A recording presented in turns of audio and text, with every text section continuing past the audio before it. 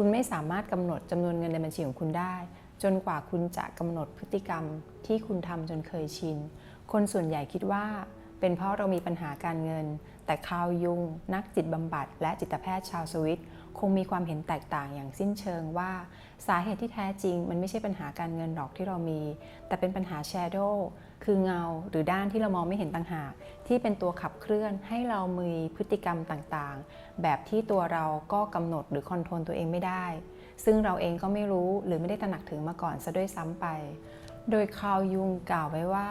until you make the unconscious conscious it will direct your life and you call it fate หมายความว่า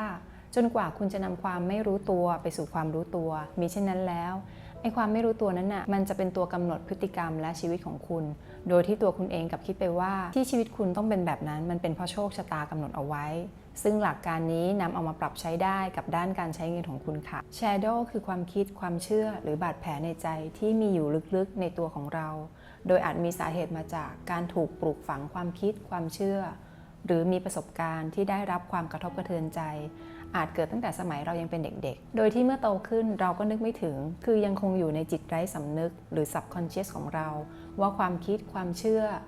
หรือประสบการณ์นั้นยังคงฝังอยู่ในใจลึกๆส่งผลให้เมื่อเราเจอสิ่งที่มากระตุ้นให้นึกถึงความคิดความเชื่อนั้นเราจะทำพฤติกรรมบางอย่างออกมาโดยอัตโนมัติซึ่งถ้าเราไม่ตระหนักถึงผลที่ได้รับจากการทำพฤติกรรมนั้นๆออกมาตัวเราจะถูก shadow คือความคิดความเชื่อหรือประสบการณ์เหล่านั้นควบคุมหรือกำหนดพฤติกรรมของเราโดยส่งผลต่อชีวิตเราค่ะเรามีพฤติกรรมเกี่ยวกับการเงินที่ทำอยู่บ่อยๆโดยที่เราไม่รู้ไม่ได้ตระหนักถึงโดยมีจุดตั้งต้นมาจาก shadow คือปมเรื่องเงินที่ซ่อนอยู่โดยในวันนี้มาจะยกตัวอย่างพฤติกรรมรวมถึง shadow เพื่อให้แต่ละท่านได้ลองสำรวจดูว่าเรามีพฤติกรรมหรือนิสัยที่ซ่อนอยู่ในตัวเราบ้างหรือไม่ซึ่งเมื่อเราเข้าใจแล้วเราถึงจะค่อยๆเปลี่ยนพฤติกรรมเหล่านั้นได้สำเร็จนะคะตัวอย่างที่1ไม่ว่าเราจะหาเงินได้มากเท่าไหร่เราก็ไม่เคยเก็บหรือออมเงินได้เลยพฤติกรรมที่เราสามารถสังเกตเห็นได้ก็คือเงินเดือนเราก็ขึ้นนะแต่เงินเก็บเรายังคงเป็นศูนย์หรือเราใช้เงินเก่งมากไม่ว่าจะของชิ้นเล็กชิ้นใหญ่เราสามารถซื้อได้ตลอดเวลาเรามักจะเป็นคนที่ให้รางวัลกับตัวเองอยู่บ่อยๆ Shadow ที่อาจซ่อนอยู่ใน unconscious หรือจิตไร้สำนึกของเราก็คือเรามีความคิดว่าเราทำงานเหนื่อยมากเราควรจะได้ใช้เงินหรือเงินมีไว้ใช้ไม่ต้องคิดมากหรอกเดี๋ยวก็หาใหม่ได้เราอาจเติบโตมาในครอบครัวที่ไม่เห็นความสำคัญหรือไม่ได้สอนเรื่องการออมเงินหรือในทางตรงกันข้ามเราอาจจะโตมาในครอบครัวที่เข้มงวดเรื่องการเงินพูดถึงเรื่องความยากจนอยู่ตลอดเวลาทำให้เรามีความกลัวอยู่ในใจลึกๆว่าเราอาจจะไม่ได้ใช้เงินดังนั้นเวลาที่มีเงินเข้ามาปุ๊บเราก็จะรีบชิงใช้ก่อนเลยเพราะกลัวว่าวันหนึ่งเราอาจจะต้องตกอยู่ในสภาวะที่ไม่สามารถซื้อของที่เราอยากได้นอกจากนี้เราอาจจะมีความคิดอยู่ในใจลึกๆว่าการที่เราได้สเปนจับจ่ายใช้สอยในสิ่งที่เราอยากได้เป็นการแสดงถึงความร่ำรวยของเราผลลัพธ์คือไม่ว่าเงินจะเข้ามาเท่าไหร่เราก็ใช้หมดสิ่งที่เราอาจคิดหรือพูดกับตัวเองก็คือดวงเราไม่ดีไม่มีทางรวยหรอกมันก็เลยทำให้เราไม่อยากจะเก็บออมเงินแต่ในความเป็นจริงมันไม่ใช่โชคชะตาแต่เป็นรูปแบบความคิดที่เราไม่รู้ตัวที่กำลังควบคุมเราอยู่ตัวอย่างที่2เรากลัวการลงทุนจนเกินไปพฤติกรรมที่เราสังเกตได้ก็คือเราเก็บเงินไว้ในบัญชีเฉยๆเราไม่กล้าลงทุนถึงแม้ว่าจะมีโอกาสที่ดีเกิดขึ้น Shadow ที่อาจซ่อนอยู่ในจิตไร้สำนึกของเราก็คือเราเคยเห็นคุณพ่อคุณแม่ขาดทุนจากการลงทุนหนักมากหรือเราฝังใจว่าการลงทุนเท่ากับสิ่งที่เป็นอันตรายจึงเลือกที่จะไม่ลงทุนเพื่อที่จะไม่ต้องเจ็บตัวและไม่ได้รับอันตรายคำพูดที่มักใช้ก็คือเราไม่เหมาะกับเรื่องพวกนี้เราไม่มีดวงทางด้านนี้หรอกในขณะที่ความเป็นจริงก็คือมันเป็นความกลัวที่อยู่ในใจลึกๆที่ยังไม่ได้ถูกทำความเข้าใจจากตัวอย่างจะเห็นว่าเรามักคิดว่าชีวิตด้านการเงินเป็นเรื่องของโชคหรือวาสนาในขณะที่จริงๆแล้วมันคือความคิดความเชื่อที่เราไม่รู้ตัวกำลังกำหนดการตัดสินใจของเราและส่งผลต่อชีวิตเราค่ะวิธีแก้ไขที่จะทำให้เราเกิดการตระหนักรู้หรือมี conscious มากขึ้นคือการทำงานกับ shadow โดยการทำสิ่งที่เราไม่รู้ตัวให้เกิดการรู้ตัวทำสิ่งที่เรามองไม่เห็นให้อยู่ในรูปแบบที่เรามองเห็นได้เพื่อให้เกิดการตระหนักถึงโดยมีขั้นตอนดังนี้คือ 1. เราต้องยอมรับความจริงก่อนว่าพฤติกรรมทางการเงินที่เรามีอยู่ในตอนนี้ทำให้เรามีปัญหาทางการเงินและส่งผลต่อความมั่นคงในชีวิต 2. ลองตั้งคำถามกับตัวเองโดยการเขียน journaling ในสมุดบันทึก 1. เรามีความเชื่อเกี่ยวกับเงินอะไรบ้างที่เราไม่เคยตั้งคำถาม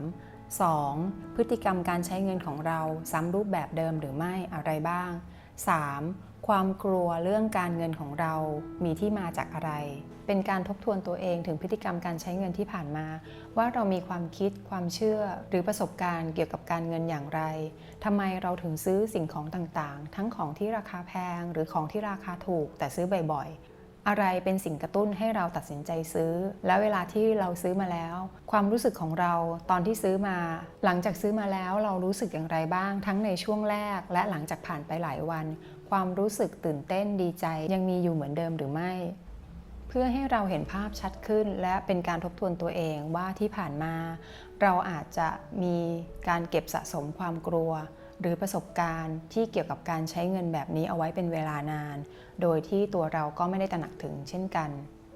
3. เมื่อเราจะซื้อสิ่งของที่ไม่ก่อให้เกิดรายได้หรือของฟุ่มเฟือยเช่นเราอยากจะซื้อนาฬิกาเรือนใหม่ให้เราหายใจเข้าลึกๆแล้วก็หยุดถามตัวเองก่อนว่าทำไมเราถึงอยากจะซื้อนาฬิกาเรือนนี้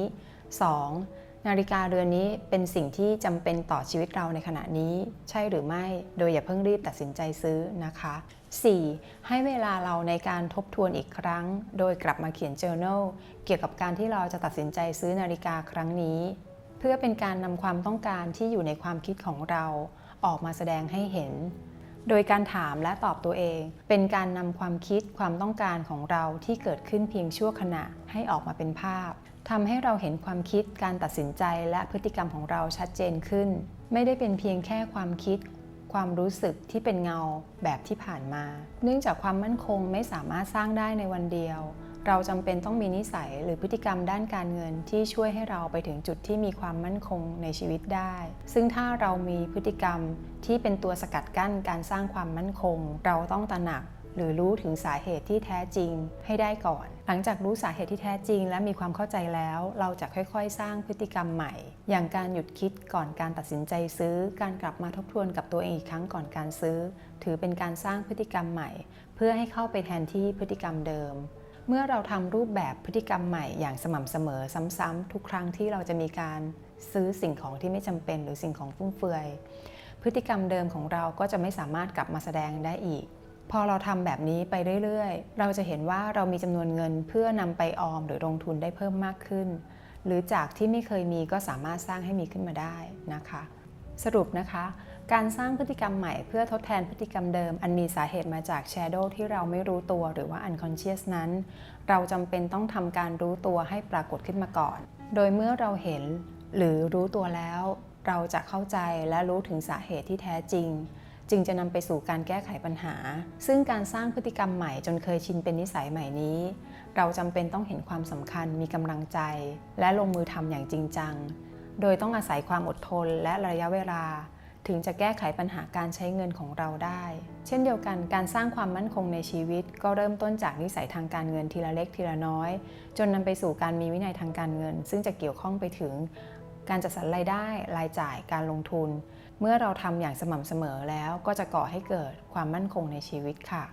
เราลองมาสร้างนิสัยใหม่ให้เกิดขึ้นซึ่งจะส่งผลดีทีละเล็กทีละน้อยต่อชีวิตเราถ้าคุณสนใจทางช่องมีคลิปให้รับชมทุกสัปดาห์ค่ะเราลองมาพยายามไปพร้อมๆกันนะคะสำหรับวันนี้สวัสดีค่ะ